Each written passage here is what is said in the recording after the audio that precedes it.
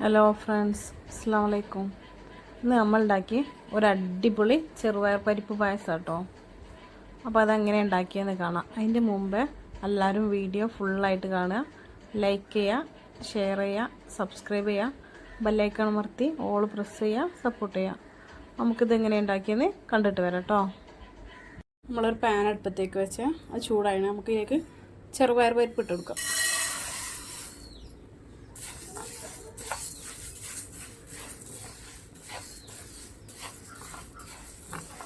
കരിയാണ്ട് വറുത്തെടുക്കട്ടോ.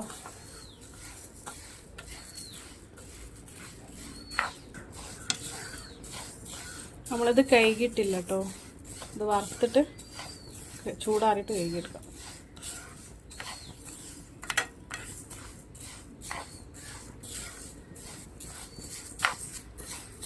അപ്പോൾ ആ കളറ് മാറി വന്ന് തുടങ്ങിയേ.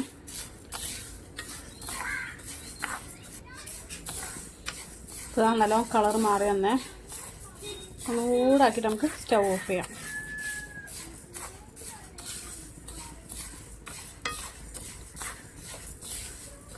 ഇനി നമുക്ക് സ്റ്റൗ ഓഫ് ചെയ്യാം. എന്നിട്ട് ഇത് ഈ പാത്രത്തിൽ തന്നെ വെക്കരുത്, വേറൊരു പാത്രത്തിലേക്ക് മാറ്റാം ചൂടാറാൻ. ഇതിൽ തന്നെ വെച്ചാൽ കരിഞ്ഞു പോവും. സ്റ്റൗ ഓഫ് ചെയ്യാം കേട്ടോ.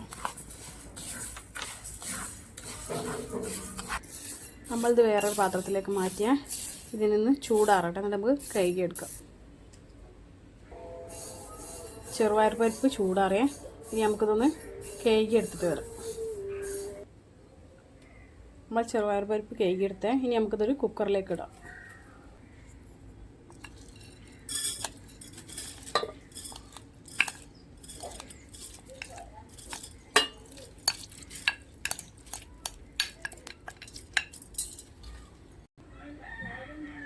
രണ്ടാം പാൽ, തേങ്ങേൻ്റെ രണ്ടാം പാൽ കേട്ടോ. ഇനി നമുക്കിത് അടച്ച് വെച്ച് വേവിച്ചെടുക്കാം. നമ്മൾ പാത്രത്തിലേക്ക് ശർക്കര ഇട്ടണേ. അതിലേക്ക് കുറച്ച് വെള്ളം ഒഴിച്ച് നമുക്ക് ശർക്കര പാനി ഉണ്ടാക്കിയെടുക്കാം.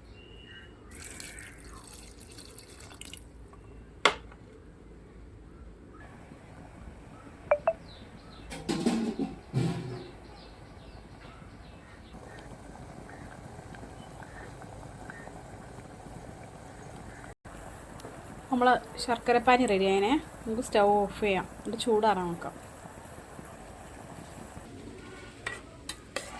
നമ്മൾ ചെറുപയർ പരിപ്പൊക്കെ നല്ലോണം വെന്തണേ.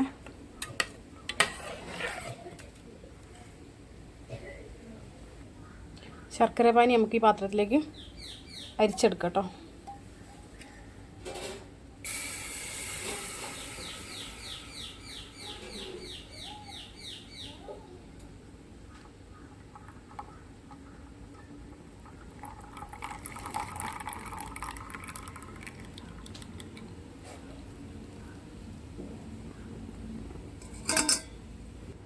ഇതിലേക്ക് നമുക്ക് വേവിച്ച് വെച്ച ചെറുപയർ പരിപ്പ് ഒഴിച്ച് കൊടുക്കാം.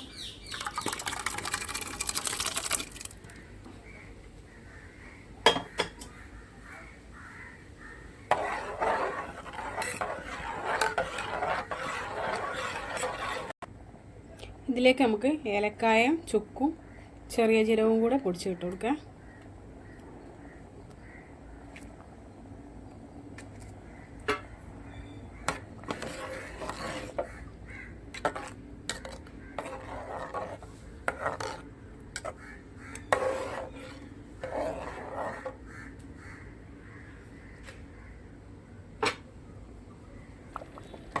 ഇനി നമുക്ക് സ്റ്റൗ ഓഫ് ചെയ്യാം. ഇതിലേക്ക് ഒന്നാം പാൽ ഒഴിച്ച് കൊടുക്കാം, തേങ്ങ കേട്ടോ.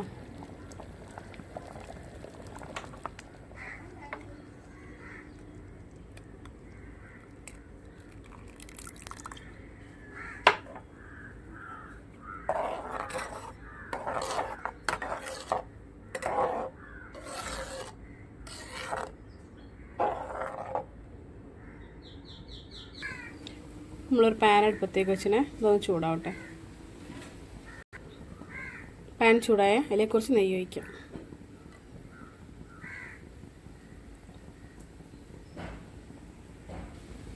നെയ്യ് ചൂടായ ഇതിലേക്ക് നമുക്ക് തേങ്ങ കൊത്തിട്ട് കൊടുക്കാം.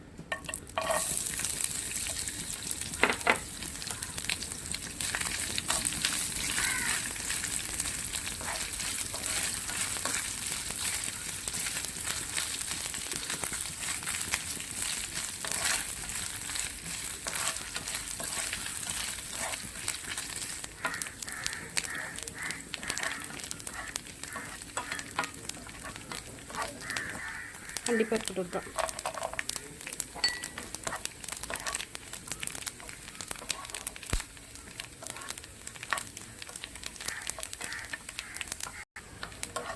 സ്റ്റവ് ഓഫ് ചെയ്യാം. എന്നിട്ട് പായസത്തിലേക്ക് ഒഴിച്ച് കൊടുക്കാം.